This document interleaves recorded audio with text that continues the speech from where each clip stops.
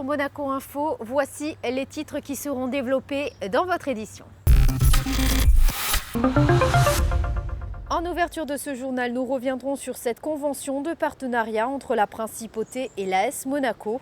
Nous resterons dans le domaine du sport avec une remise de prix à l'Hôtel de Paris. De l'Hôtel de Paris, nous irons à l'Hôtel Fairmont pour la nouvelle édition de l'opération Les Petits Chefs. Et enfin, nous découvrirons la dernière projection proposée par les archives audiovisuelles de Monaco. Nous débutons ce journal avec cette convention de partenariat entre la Principauté et l'AS Monaco. Une convention officialisée ce jeudi matin au ministère d'État. Les explications de Frédéric Hélion. Avec 3,8 millions de fans sur Facebook, 1,1 million sur Twitter et 288 000 sur Instagram, l'AS Monaco a plus de 5 millions de fidèles sur les principaux réseaux sociaux. Une stat qui classe le club dans le top 20 européen et à la 3e place en France, devant l'Olympique lyonnais notamment. L'AS Monaco est un vecteur de communication et un ambassadeur du message Monaco. Dans cette optique et afin de resserrer les liens entre le club et la Principauté, un petit déjeuner presse tenait ce jeudi matin au ministère d'État afin de présenter la convention de partenariat signée entre la Principauté de Monaco et l'AS Monaco Football. Je suis très ravi d'avoir passé cet accord avec le gouvernement. Et pour nous, c'est vraiment un jour très important et une page très importante dans notre histoire. Monaco fait partie, je pense, le plus grand ambassadeur sportif de la Principauté. Et avec cet accord, nous allons même faire plus pour faire rayonner le nom de Monaco dans le monde entier. L'AS Monaco lance My Monaco, une plateforme en ligne dédiée à la découverte de la Principauté. Le club poursuivra également cette saison les opérations destinées à ses fans et supporters. Tous les fans qui s'intéressent au football ou à l'AS Monaco, dès qu'ils sont sur le site, ils peuvent aller sur My Monaco et puis retrouver toutes les nouvelles et toute l'information sur la Principauté. Et comme ça, j'espère, nous allons créer plus d'intérêt pour la Principauté et éventuellement plus de gens qui viennent ici comme touristes s'installer. Pour nous, c'est très important de plus rapprocher les Monégasques qui sont nos vrais supporters de base. Et nous avons déjà lancé l'opération aux écoles. Donc Valère Germain a fait la première opération, mais d'autres vont suivre. Nous avons déjà lancé un programme des billets gratuits pour les scolaires de Monaco et d'autres opérations vont suivre. Conception de campagnes de publicité, coproduction d'une émission hebdomadaire, aide à l'organisation d'événements porteurs en matière d'image. L'État allouera pour la saison 2016-2017 une contribution financière de 1,5 million d'euros à toutes les actions de communication et de relations publiques du club.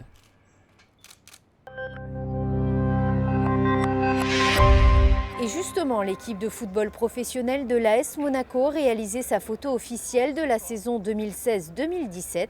Après l'Opéra Garnier ou encore la Salle des Étoiles, cette année, la photo a été prise à l'hôtel Hermitage. Vous le voyez sur ces images.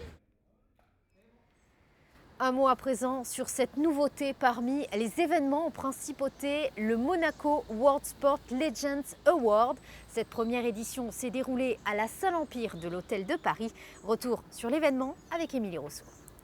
La Principauté de Monaco est notamment connue pour accueillir des événements sportifs de renom. On peut citer par exemple le Grand Prix de Formule 1 ou le Monte Carlo Rolex Masters. C'est donc tout naturellement que la Principauté vient d'accueillir la première édition du Monaco World Sports Legends Award.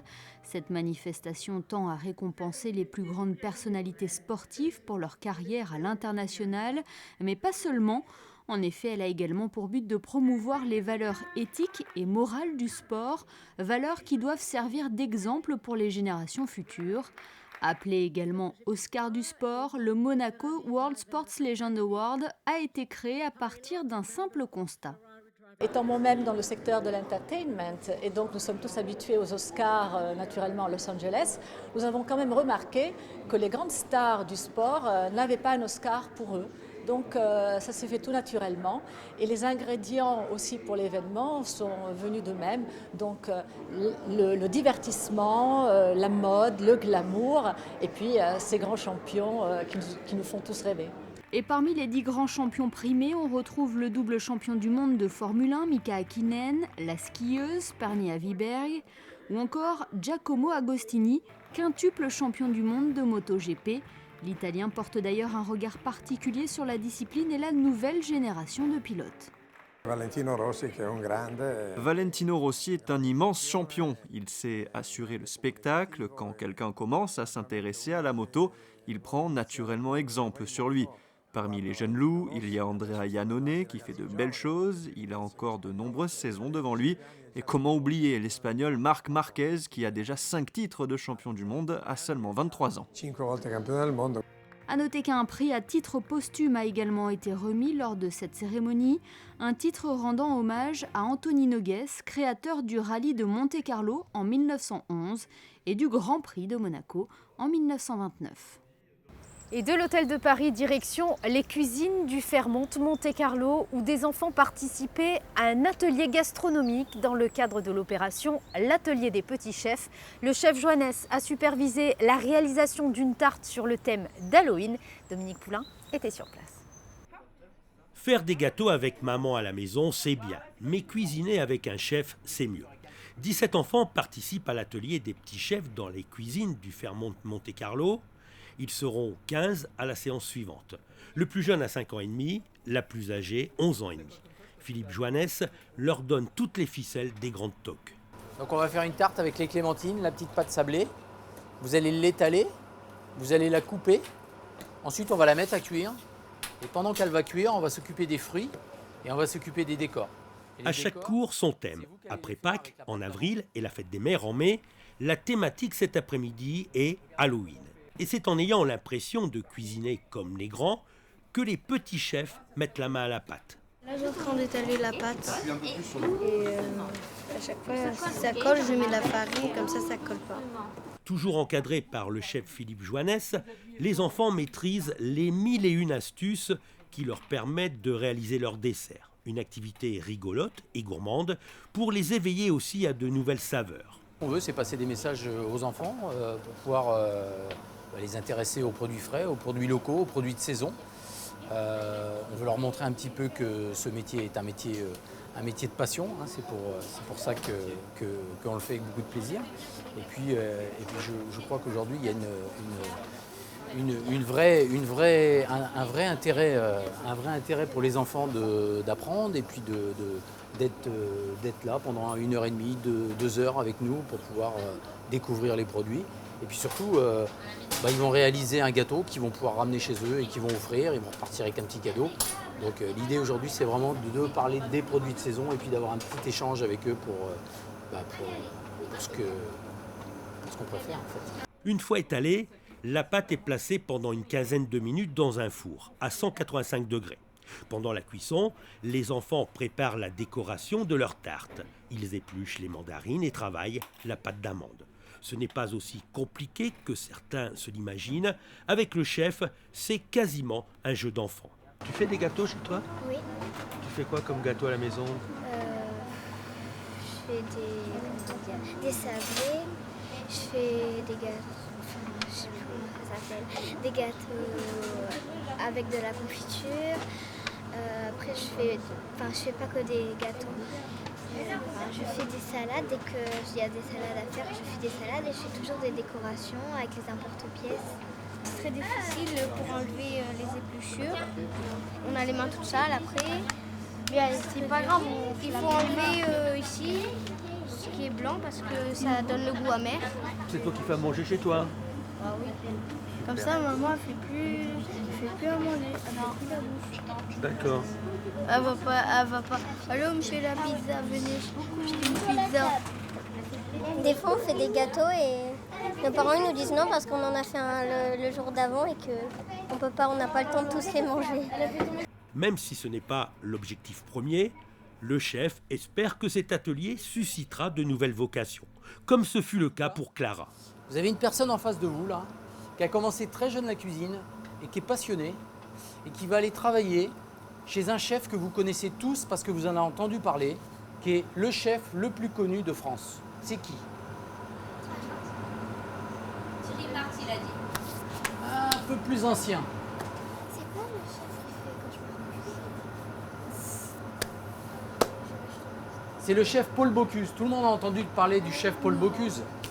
C'est le chef que tout le monde connaît. Clara, qui a commencé son métier très jeune, peut-être un tout petit peu plus âgée que vous, elle part bientôt pour travailler pour ce grand chef connu. Et donc, c'est super.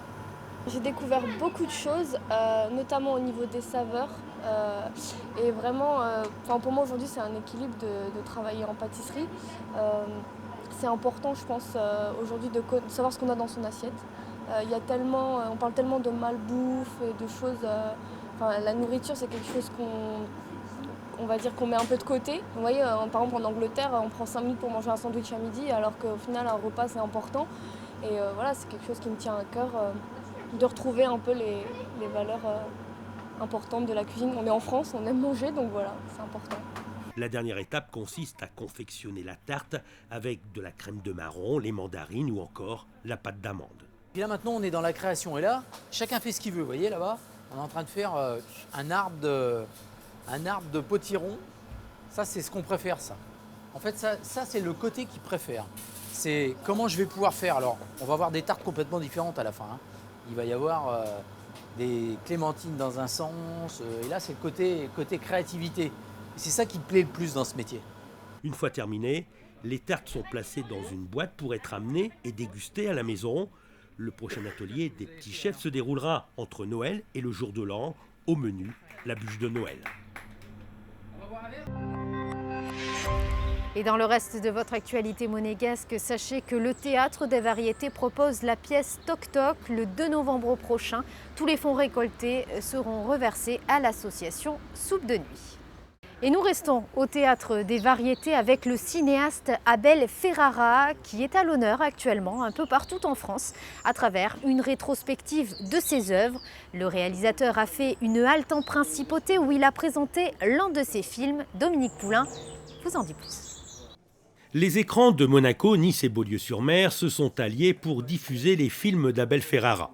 Le réalisateur et cinéaste américain est actuellement fêté à travers une rétrospective qui s'inscrit dans le cadre du festival Addiction à l'œuvre. À Monaco, Abel Ferrara a choisi le Théâtre des Variétés pour présenter son film The King of New York. Avant la projection, il se livre à un jeu qu'il affectionne, l'art de conférer et de chercher l'interaction avec le public. Made a lot of passion, man, you know. Good people made it with the right intentions. J'ai fait ce film avec beaucoup de passion, des gens formidables l'ont fait avec moi, avec beaucoup de bonnes intentions. On nous a donné l'argent pour le réaliser et on a fait ce que l'on avait à faire. On avait les meilleures conditions possibles, les meilleures personnes à tous les niveaux, notamment Niki Saint-Jean. Niki St. John script, you know. Sorti dans les salles de cinéma en 1990, The King of New York nous amène au cœur du milieu mafieux. Frank White, joué par l'acteur Christopher Walken, sort de prison après y avoir passé 5 ans pour trafic de drogue et il entend reprendre les affaires en main. Il a même l'ambition de devenir maire de la ville, mais il est confronté à des policiers qui ont juré de l'abattre. Un film qui a permis à Abel Ferrara de recevoir le prix du meilleur réalisateur au Festival italien du cinéma. En France, The King of New York a fait l'objet de nombreuses critiques négatives et a eu beaucoup de mal à attirer les spectateurs.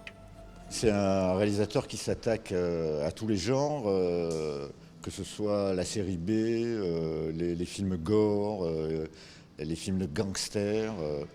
Il joue avec tous les genres. Ce qui le différencie un peu d'autres réalisateurs qui eux aussi s'amusent avec les genres, c'est que lui, quelque part, fictionnalise le réel. Lui, ce qui l'intéresse, c'est le réel avant tout. Donc c'est plutôt des personnes qu'il essaie de mettre en place que des personnages. C'est un peu l'avant-garde, quoi. Chaque fois qu'on a des films qui remuent un peu trop, ils sont mal perçus par le public. C'est quand même un film qui est d'une violence assez extrême. Selon certaines critiques, Ce film est sans doute l'un des plus accessibles d'Abel Ferrara.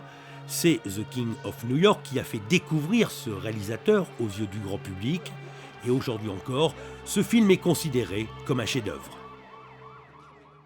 Avant de refermer cette édition, voici les prévisions météo pour ces prochains jours. Vendredi, le ciel reste bleu avec un mercure allant de 16 à 22 degrés. Samedi, soleil toujours au programme avec des températures qui resteront supérieures au normal. Dimanche, maintien d'un temps agréable avec un thermomètre pratiquement identique à la veille. Et enfin, en début de semaine, un temps ensoleillé nous attend, Principauté. Les températures oscilleront de 16 à 19 degrés. C'est la fin de cette édition. Merci de l'avoir suivi. À présent, la suite de vos programmes. À très bientôt sur Monaco Info.